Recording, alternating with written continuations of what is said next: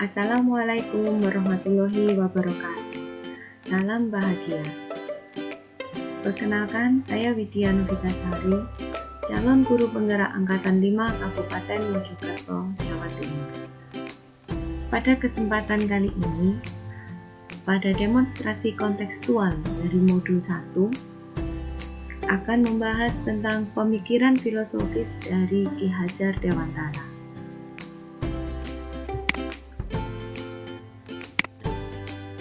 Menurut Ki Hajar Dewantara, pendidikan dan pengajaran merupakan usaha persiapan dan persediaan untuk segala kepentingan hidup manusia, baik dalam hidup bermasyarakat maupun hidup berbudaya dalam arti seluas-luasnya. Pendidikan dapat menjadi ruang berlatih dan bertumbuhnya nilai-nilai kemanusiaan yang dapat diteruskan atau diwariskan. Selain itu, pendidikan menciptakan ruang bagi murid untuk bertumbuh secara utuh agar memuliakan dirinya dan orang lain dan menjadi mandiri. Pendidikan adalah tempat persemaian benih-benih kebudayaan dalam masyarakat. Ki Hajar Dewantara mengibaratkan peran pendidik seperti seorang petani atau tukang kebun, sedangkan anak-anak seperti biji tumbuhan yang disemai ditanam. Bila biji ditanam di tempat yang subur, mendapatkan pengairan dan sinar matahari yang baik, meskipun biji itu merupakan bibit yang kurang baik, tapi dapat tumbuh dengan baik karena perhatian dan perawatan Pak Tani. Begitu juga sebaliknya, apabila biji itu merupakan biji dengan kualitas yang baik, namun tumbuh pada tempat yang kurang tepat, tidak mendapatkan perhatian yang baik dari Pak Tani, maka biji dengan kualitas baik itu pun dapat tumbuh menjadi kurang baik.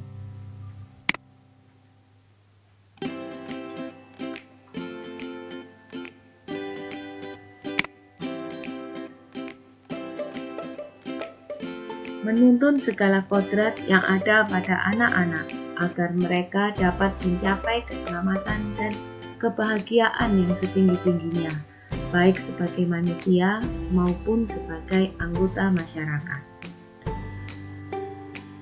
Dalam proses menuntun, anak diberi kebebasan, namun pendidik sebagai pamong dalam memberi tuntunan dan arahan agar anak tidak kehilangan arah dan membahayakan dirinya.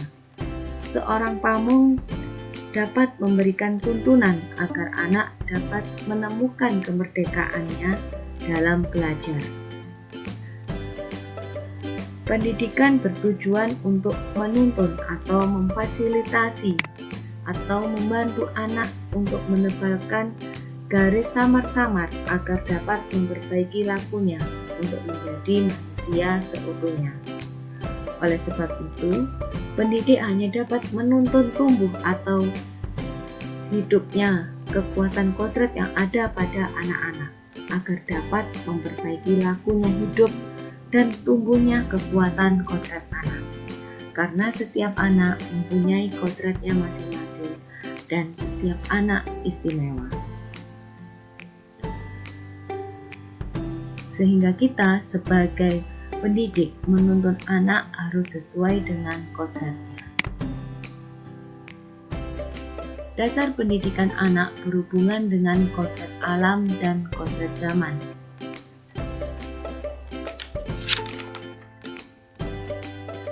Kodrat alam berhubungan dengan sifat lingkungan di mana anak berada. Pendidikan anak sejatinya menuntut anak mencapai kekuatan kodratnya sesuai dengan alam dan zamannya. Kodrat alam berhubungan dengan lingkungan di mana anak berada. Jadi, sebagai pendidik kita pun harus memperhatikan di mana anak itu berada dan bagaimana minat anak harus disesuaikan.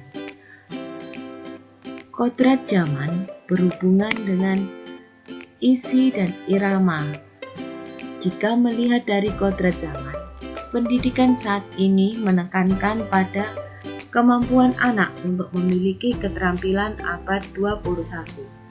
Keterampilan abad 21 yaitu berpikir kritis, kreatif, bekerja sama, dan komunikasi. Menjadi seorang pendidik, selain harus memperhatikan di mana anak itu berada atau kodrat alam dari anak, juga harus memperhatikan perkembangan zaman. Kita harus mengikuti perkembangan zaman sehingga kita bisa memberikan yang terbaik sehingga anak-anak dapat memiliki keterampilan abad 21. Walaupun kita harus mengikuti perkembangan zaman, tapi ada yang penting yang tidak perlu, yang harus kita sampaikan pada anak, harus kita perhatikan kepada anak, yaitu budi pekerti. Mengikuti perkembangan zaman bukan berarti meninggalkan budi pekerti.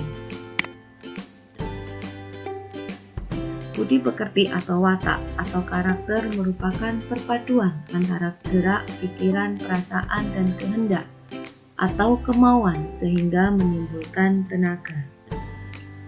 Budi pekerti juga dapat diartikan sebagai perpaduan antara cipta, karsa sehingga menciptakan karya.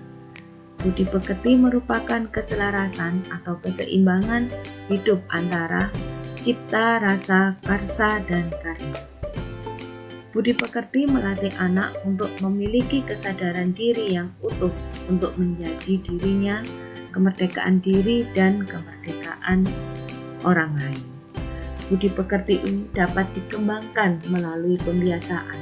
Banyak sekolah yang membiasakan atau melakukan pembiasaan dalam kehidupan sehari-hari di sekolah untuk menebalkan budi pekerti murid. Misalnya dengan menerapkan 5S pada setiap warga di setiap saat dan dimanapun berada. Menebalkan kebiasaan untuk membuang sampah pada tempatnya, juga menebalkan kegiatan-kegiatan religi melalui kegiatan ekstrakurikuler maupun intrakurikuler. Selain sekolah, anak juga mendapatkan pendidikan dari keluarga. Keluarga ini juga sangat penting perannya karena anak mendapatkan awal pendidikan mulai dari keluarga. Keluarga menjadi tempat yang utama dan paling baik untuk melatih pendidikan sosial dan karakter baik bagi seorang anak. Keluarga merupakan tempat bersemainya pendidikan yang sempurna bagi anak untuk melihat kecerdasan budi pekerti. Keluarga juga merupakan sebuah ekosistem kecil untuk mempersiapkan hidup anak dalam masyarakat. Demikian dari saya. Wassalamualaikum warahmatullahi wabarakatuh. Salam bahagia. Salam guru penggerak.